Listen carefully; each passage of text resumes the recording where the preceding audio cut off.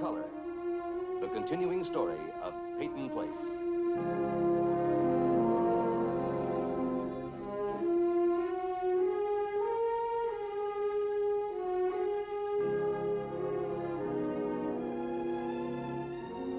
Starring Ed Nelson as Michael Rossi, Ryan O'Neal as Rodney Harrington, Barbara Parkins as Betty Anderson, Christopher Connolly as Norman Harrington, Patricia Morrow as Rita Harrington, James Douglas as Stephen Cord.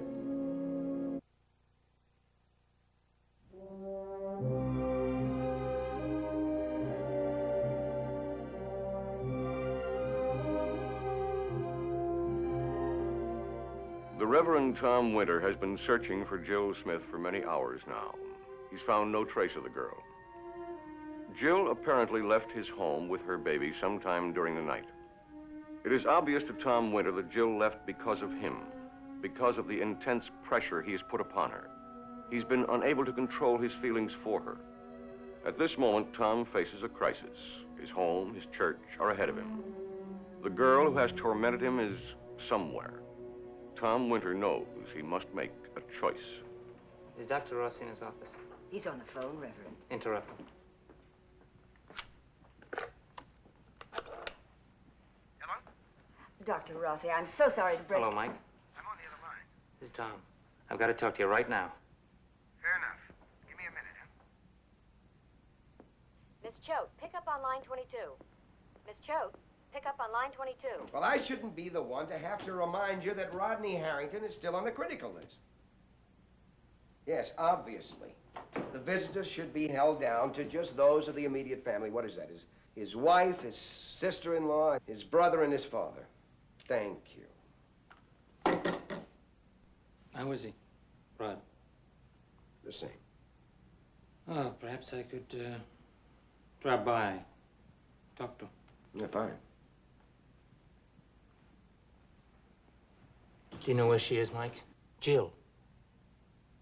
I haven't seen her for several days. Now, no matter what she's told you, what she's asked you to do, if you know where she is, you got to tell me. Now, she trusts you. She asked me once for advice. I don't think she'll make that same mistake again. Oh, I don't know anything about her. Not really. She never talked about herself. Oh, where she came from, her family, her friends.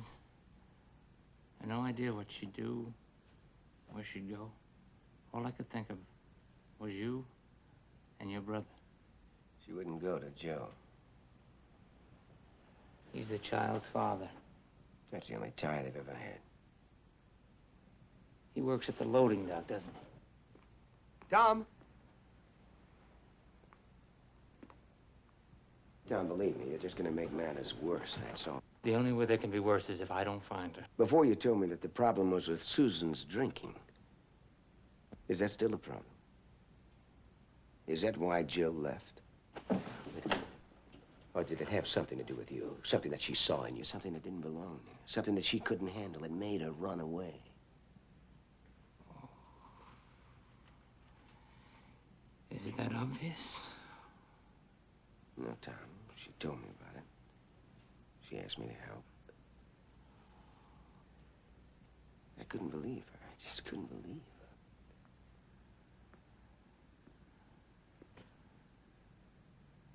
her. Oh.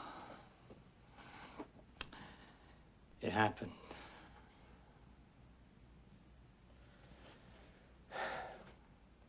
How? How could you let it happen?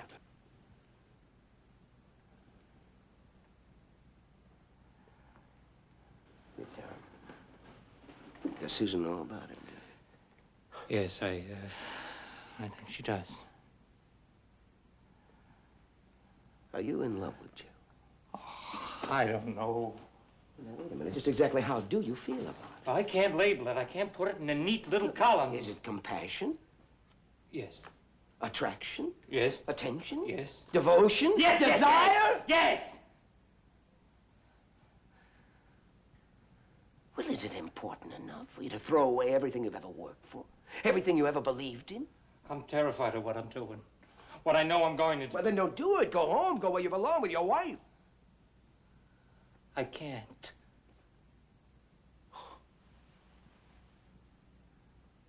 you can't go anywhere, can you? You'll never be able to be the man you wanted to be. Maybe I don't want to be that man anymore. Sam, I'm going to have to stop you.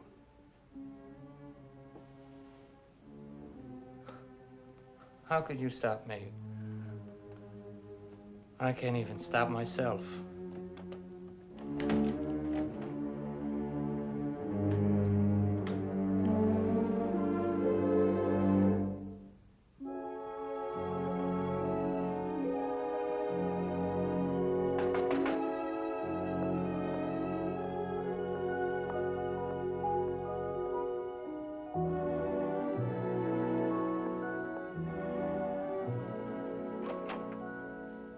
I've come to say goodbye. You're leaving? Today. There's a taxi waiting to take me to the airport, but there are a few things I wanted to discuss with you. Converted barn. You must find it very picturesque. I should know where to reach you. Norman has my number, so has Dr. Rossi. I spoke with Dr. Rossi just before coming over here. I'm satisfied that Rod's life is out of danger and that he'll continue to get the best medical attention available, or I wouldn't be leaving. That's your decision. He told me that it's still too early to make any predictions about the paralysis, but that a lot would depend on Rod's mental and emotional state. Rod will walk again. Or live with what you've done to him. What I've done? What were you doing in the car with Stephen? Every time you visit the hospital, that question will be in Rod's eyes. You'd better think of an answer. Stephen had some paper he wanted the three of us to see. Some paper? Tell me more about this paper. Well, it had something to do with the bike shop. I didn't read it. Did he say it was important? Yes. And you're sure it's specifically related to the business? No, I'm not sure. Now, I think you better speak to Stephen. He's the boy's lawyer. Oh, yes. I've often wondered how he managed to maneuver that. Maneuvered? Getting Rod to accept your ex-husband as his lawyer. I should never have trusted you either. You never did. I approved of your marriage to Rod. Because of Mr. Peyton's will. And because we'll inherit the money, but you'll be the administrator. Not anymore. So while Stephen helps you decide what to do with the money, he does his best to console you for being married to a cripple. My husband will not spend the rest of his life in a wheelchair. He'll walk out of that hospital. And if he doesn't? I love your son. And I'll make it up to him as much as anyone can. If Rita said that, I'd believe her. I'm warning you, Betty. Don't ever fail my son. Get out. You and Stephen are two of a kind. Ambitious and ruthless. Get out.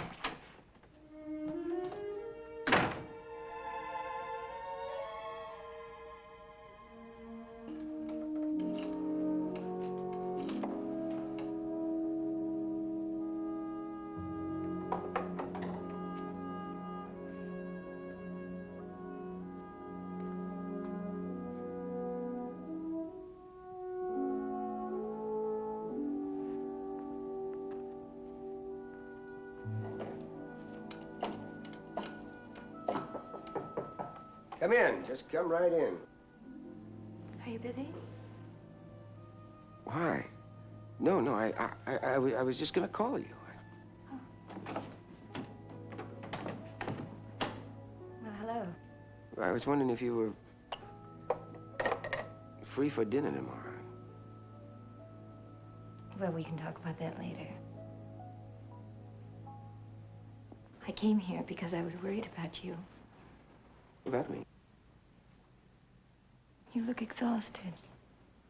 Well, Rodney Harrington's here, you know. Is there any improvement? Well, it's small. I think you pull through, find any complications or anything. You know, I keep remembering Rodney Harrington in a football game. He scored the winning touchdown in a homecoming game 4 or 5 years ago. It was five years ago. Were you there? Yeah, it was the first year I came to Peyton Place. Do you remember? Everybody went wild, and the team picked him up, and they put him on their shoulders, and they carried him out. He was laughing. He was a young Greek god. Nothing could ever hurt him. He would live forever. Well, you see, I've learned something. I was wrong when I said we were going too fast. Because a young man you remember as a football hero may never walk again. Because yesterday is gone. And tomorrow is unpredictable. And so what do we have? We have today. It's what counts, if we make it count. Well, you make that sound very interesting. Seeing it's an emotional reaction, one you may very well regret. No. Oh, yeah? No, I won't regret it. What about all your realistic misgivings, huh? I'm over them. Oh. You can't really get rid of a sense of what's right or wrong for you as a person, just as you would get rid of a cold or a headache or anything. You think it's against my principles? Well, you better judgment, maybe, huh? Oh, I think they were just hang-ups. Oh, hang-ups, huh? And you just got rid of them, huh? Well, I wish I had your secret. I think I could put a lot of psychiatrists out of business. It wasn't so sudden. No? The night of Rondine's accident, you were going to take me to dinner. Oh, that's right. And when you didn't show up, I thought you'd taken me at my word. Oh, you mean before, but... Hey, slow down. And then Carolyn came home, and she told me about the emergency and that you were at the hospital. And of course I was shocked, but I'm sorry, Michael, but I was also relieved. I was, because I thought I might never see you again. I thought I'd run you off.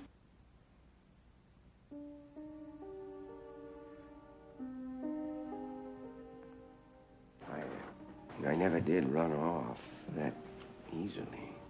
No?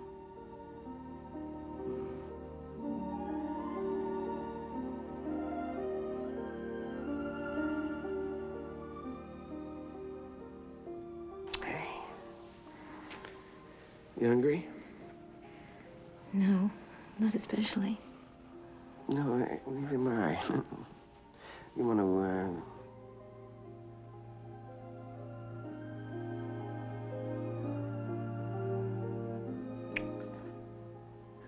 You want to go for a long drive? With the top down. Mm-hmm.